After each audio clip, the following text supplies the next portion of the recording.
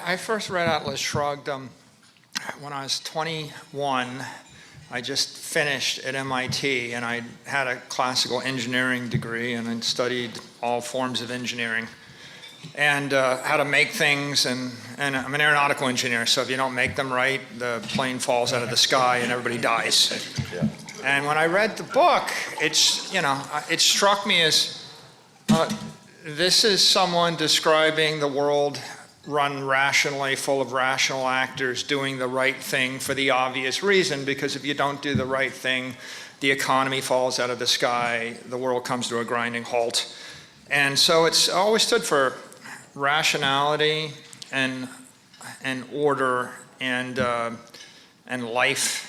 And I just found it to be incredibly inspiring. When I read the book, I couldn't put it down, primarily because she does such a good job of articulating the human misery that occurs when someone tries to use brute force to interfere with the order of nature or the rational order of things.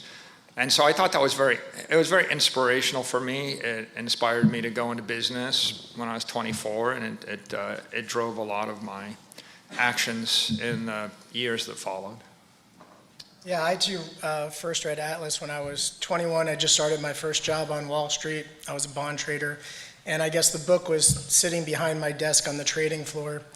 And my boss's boss, who I'd never met before, walked through the trading floor and said, "Who's reading this book?"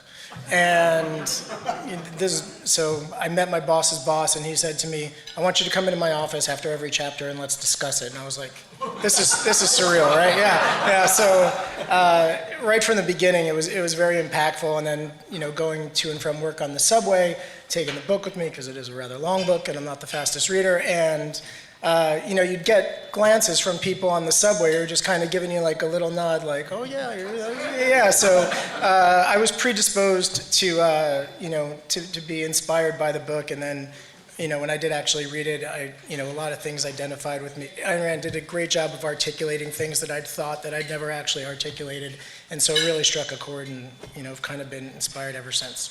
And Natalie, when I was in college, I read Atlas, and I was still thinking about what career to go into, and I had economics professors, and I asked about finance, and they basically had this view that it was zero-sum, that it was a parasitical field.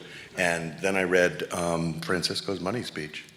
I remember the day I read it thinking, this could be a noble profession, this is a good thing, this is certainly not parasitical. So I went into Wall Street largely after reading that. It made me tip in that direction to work on Wall Street for 20 years. Well, I definitely want to get to the Money Speech, and I also read Atlas Shrugged for the first time in college, right over the hill at Pepperdine University.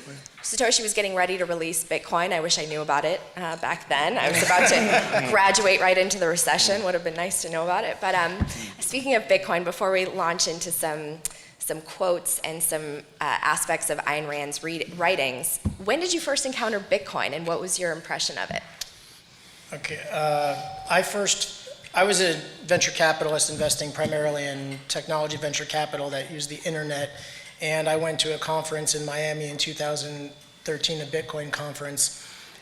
And at the time, we focused a lot on what value the internet was adding to a business.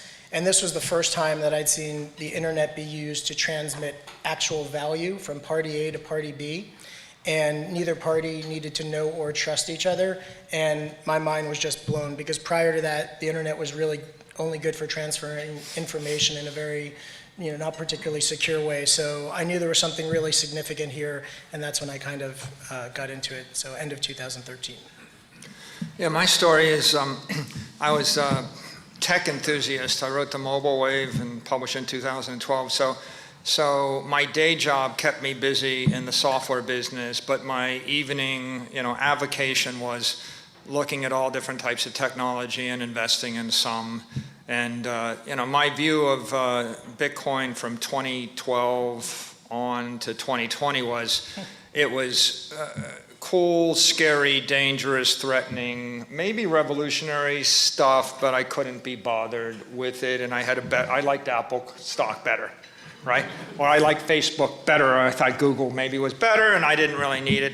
And I went about my day job, which is running MicroStrategy, and my investment, in my copious free time was, speculating in Facebook or Apple or Google or Amazon stock. And it wasn't until the world came to a grinding halt in March of 2020 that all of a sudden I had a problem. My faith in the system, the overall economic and political system, was broken, and my faith in the money was broken. And now this became $1 billion problem, and I rediscovered Bitcoin once I had a gun to my head. And then I realized it isn't just a interesting, scary, random technology, but maybe it's the solution to the world's problems. And that's what I believe today.